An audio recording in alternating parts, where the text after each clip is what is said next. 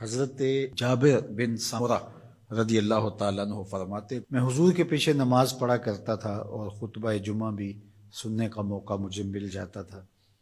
فرماتے تھے حضور کے خطبے بھی زیادہ لمبے نہیں ہوتے تھے، حضور کی نمازیں بھی زیادہ لمبی نہیں ہوتی تھیں۔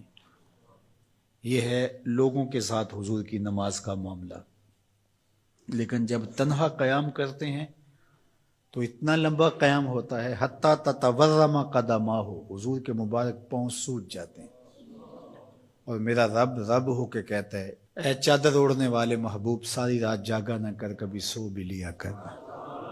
اتنا لمبا قیام کرتے ہیں حضور۔ تو آپ کا انفرادی عمل آپ کی طاقت کے مطابق ہوگا، لیکن جب آپ لوگوں کو ساتھ لے کے چل رہے ہوں گے تو آپ پھر اس حساب سے چلیں گے، تو اس وقت آپ اپنی رفتار، اپنی طاقت نہیں دیکھیں گے۔ مشکل نہ کھڑی کی جائے، میں چل سکتا ہوں، 1 گھنٹے کا قیام کر سکتا ہوں، تو میں اپنے حساب سے سوچوں اور جو میرے پیچھے کھڑے ہیں ان کا نہ سوچوں، تو میں اس اہل نہیں ہوں کہ میں امامت کے مصلی پہ کھڑا ہو جاؤں، اس لیے کہ مجھے اپنے ساتھ کھڑے ہونے والوں کا خیال اور لحاظ نہیں۔ ہمارے دین نے ہمیں آسانیاں دی ہیں۔ بیمار پر جمعہ فرض نہیں کیا گیا، بیمار جماعت میں نہیں آ سکتا تو گھر پڑھ سکتا ہے۔ مسافر پہ جمعہ فرض نہیں کیا گیا، ظہر پڑھ لے گا، پڑھنا چاہے تو اچھی بات ہے۔ مسافر پر نماز عادی کر دی گئی ہے، نماز قصر ہے اس کے لیے۔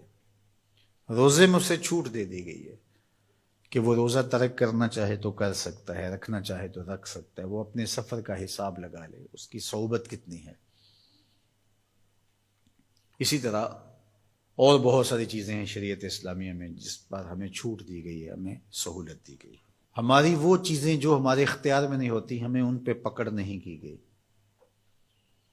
ان اللہ تجاوز عن امتی الخطا والنسیان وما استکرہوا، اللہ نے اس امت پر 3 چیزیں معاف کر دیں: غلطی لگ جائے، بھول جائیں، یا جس پہ آپ مجبور کر دیے جائیں، تو وہاں شریعت پکڑ نہیں کرتی، گرفت نہیں کرتی۔ تو آسان دین دیا گیا ہے جس دین پہ عمل کرنا ہمارے لیے مشکل نہ ہو، اور اگر کوئی اپنے طور پہ اس کو مشکل بنانا چاہتا ہے اور اپنے سخت مزاج کی وجہ سے اس میں کوئی چیز لانا چاہتا ہے، عبادات میں، اعتقادات میں، رویوں میں، طرز زندگی میں، انداز معاشرت میں، تو شریعت اسلامیہ نے اس کی نفی کی ہے۔ کیونکہ بہت سارے لوگ ایسے ہیں کہ جو عبادات میں بہت سارا غلو کر جاتے ہیں، تو اس سے منع کر دیا گیا۔ یہاں غلو یہاں تک ہوتا ہے کہ وہ رہبانیت تک پہنچ جاتے ہیں، تو اس سے روک دیا گیا، اس سے منع کر دیا گیا۔ تو نہ کمی کی جائے اور نہ ہی زیادتی کی جائے، تفریط سے بھی روکا گیا ہے اور غلو سے بھی منع کیا گیا ہے۔ افراط و تفریط کی بجائے جو درست اور صائب